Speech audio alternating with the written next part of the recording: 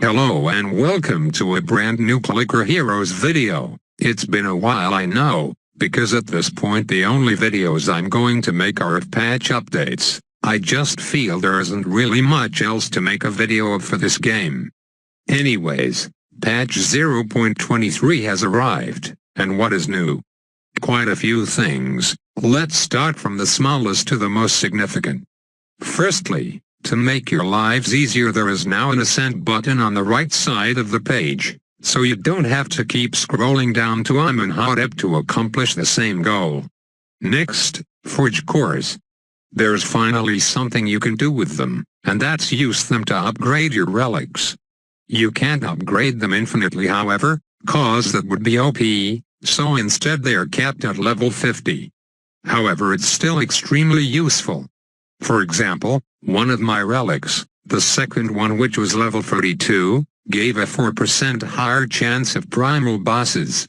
Upgrading it for the super low cost of 200 relics, and I end up with a new level 50 relic that gives 4% chance of primal bosses.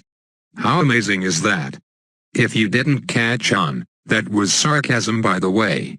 I legit got absolute zero extra stats from upgrading it, because every relic is already capped at plus 4% primal boss chance. And since my relics and most other late-game players' relics are most likely level 50 even before the update, it's safe to say this new upgrading system is absolutely worthless. Both in terms of the stats you get and the forge cores cost compared to how many total cores you have. For me, I had 25,000 cores, and barely used up 1% of them to upgrade that relic. So you can see this system needs a lot of improvement, which is okay because I think the developers said somewhere that this isn't even their final form, and they'll work on revamping the relic system completely so that it makes more sense. So you don't get those transcendent relics that give you 10% more gold from golden clicks. And it was just a mini update to complement the bigger update they implemented, Mercenaries. Take a look at those tabs and you'll see a seventh one was added, which is where you see all your mercenaries that give you a wide variety of extra stats, such as a 5% higher success rate on quests. Speaking of quests, you can send each of your mercenaries on one, and when you click it, it will give 3 quests that you can choose to place them on, all of which give varying amounts and types of rewards, such as a new mercenary, a chance of rubies and relics, as well as hero souls.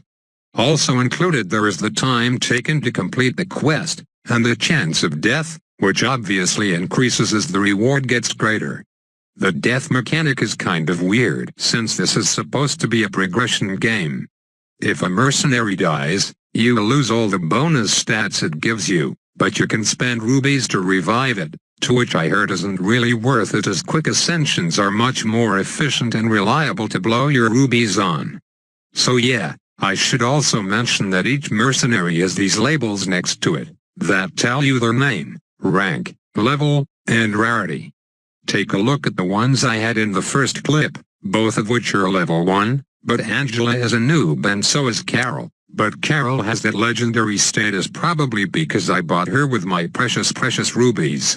I presume the ranking status improves as I level up the mercenary, which you can do by successfully completing quests, which I should add is 100% luck-based.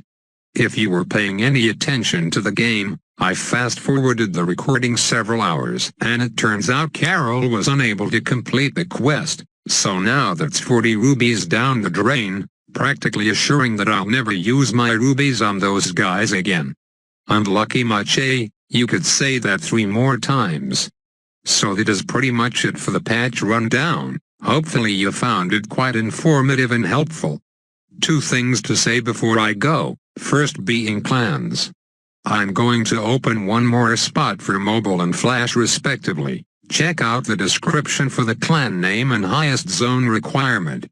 And second, just a little fun fact I encountered, but I heard Dugog, one of the Clicker Heroes developers, is in the top 200 in his region for Dota 2, which is pretty impressive I must say. I'd probably be more stoked about it if I actually played Dota myself, but it's league all the way for me, am I right guys? Okay, now it's really time to go now. Thanks for watching. Before you leave, make sure to drop a like down below and a subscription to catch more Clicker Heroes videos to come, though just telling you now they could be few and far between. Have an adventurous day.